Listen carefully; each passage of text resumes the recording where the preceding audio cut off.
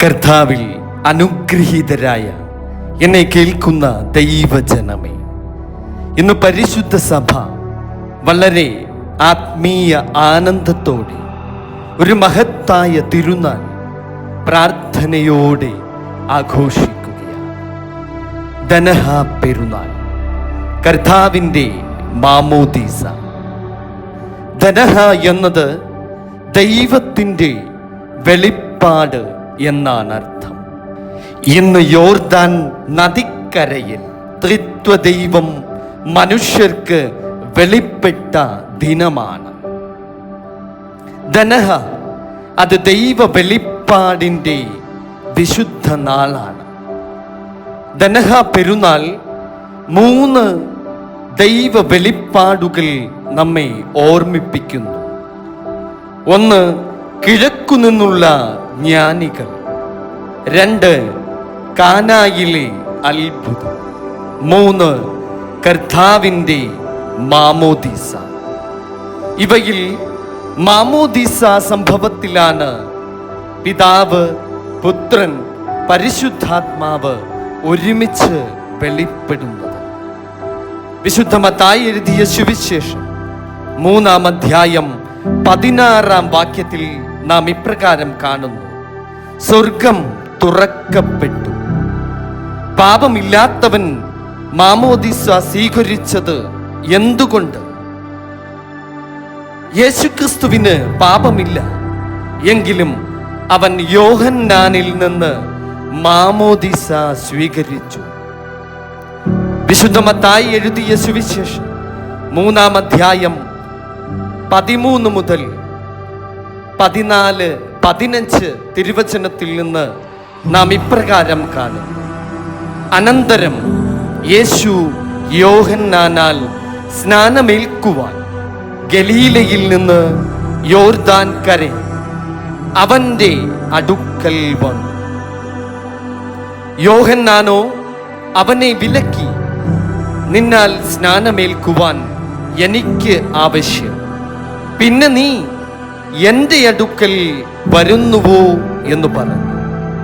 യേശു അവനോട്, ഇപ്പോൾ സമ്മതിക്കാം, ഇങ്ങനെ സകല നീതിയും നിവർത്തിക്കുന്നതിന് നമുക്ക് ഉചിതം എന്നുത്തരം പറഞ്ഞു. ഇത് വിനയത്തിൻ്റെ ഒരു വലിയ പാഠമാണ്. യേശു നമ്മെ പഠിപ്പിക്കുന്നു, ദൈവപദം അത് വിനയത്തിലൂടെ മാത്രമെന്ന്. യോർദാൻ നദി പുതുക്കലിൻ്റെ നദിയാണ്.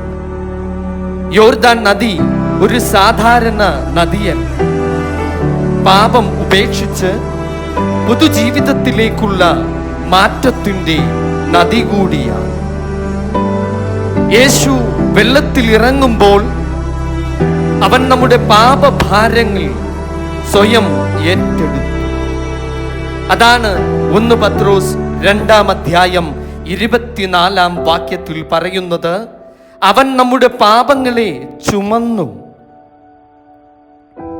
ദനഹ നമ്മുടെ ജീവിതത്തിലും ഒരു പുതിയ തുടക്കത്തിൻ്റെ ദിനമാണ്. സ്വർഗം തുറന്നു.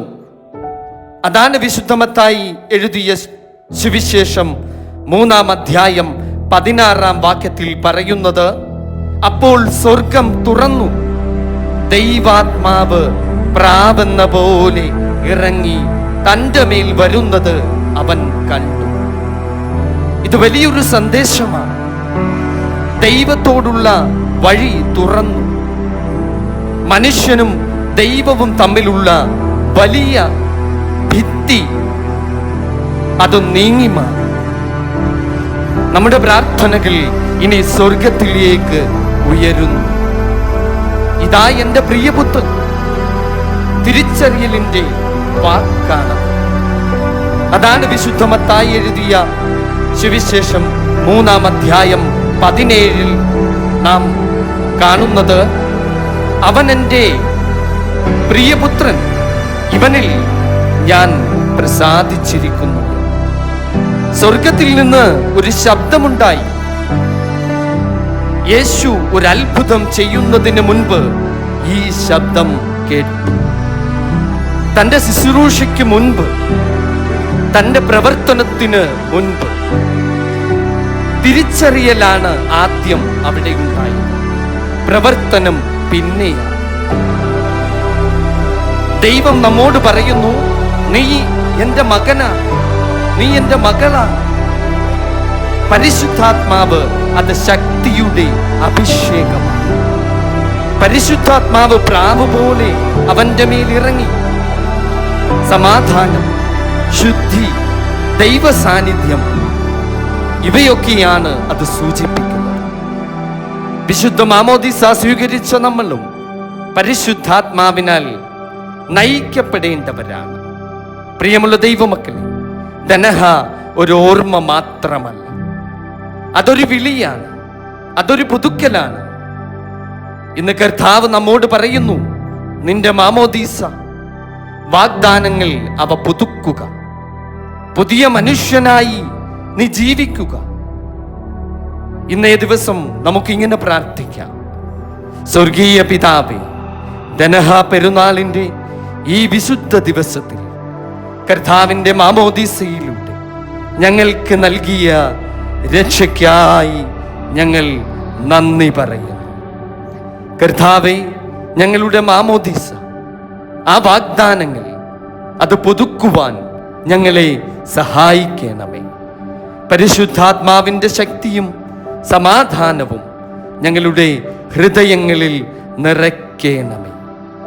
ഞങ്ങളുടെ ജീവിതത്തിലൂടെ നിനക്ക് മഹത്വമുണ്ടാകട്ടെ. യേശുവിൻ്റെ നാമത്തിൽ പ്രാർത്ഥിക്കുന്നു, ആമേൻ. ഈ ദൈവവചന സന്ദേശം നിങ്ങളെ അനുഗ്രഹിച്ചെങ്കിൽ ഇത് മറ്റുള്ളവരിലേക്കും ഈ അനുഗ്രഹം എത്തിക്കുവാൻ സഹായിക്കൂ.